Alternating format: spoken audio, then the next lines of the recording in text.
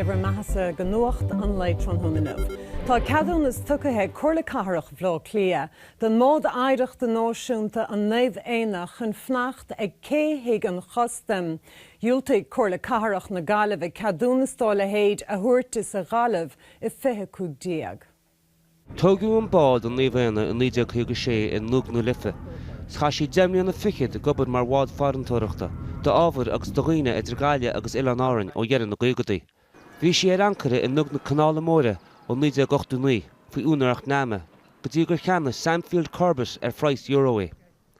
Tá sé tucaí le fios ag Cllr Catharach bhló Cliath ghfuil cadún is fáte ag ggólacht óstán í aiste, ar bhrúcht na habhann ag cé heach an chostim. Cé go nearna untaimhis Naomh Éanna grúpa feachtais, iirecht ribh seo go mbeadh sí lonnaí in Nuacht na Gaillimhe ach dúiltaigh den chead pleanála in Gaile. Sílim gur rud donna seo go Gaile gúil go mééis sem lá Cliath tá an ghfuil tá glór óstán im lá Cliath agus an tastíon óstán an seo wen. I dteirmí tuarasóireachta mar nó bhealach sé tuarasóirí éagsúla go Gaile rud a churach leis an ceantar agus is cáilte sé.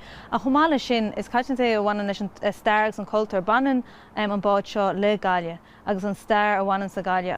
Cé guráilte únar an bhád ribh an bhógra seo.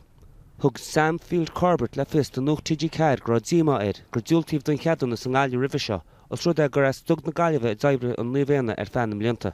6.6 milliún de inistíocht phríomhadach a chafar ar an nád, bei 8 siomras fé ar chaid an chúig réalt go mbeidh le bialann ar bord. Tógtha sé 9 mí an obair a chur i gcríoch, agus tásúil go mbeidh an tos an oscailte an saoir se thugann.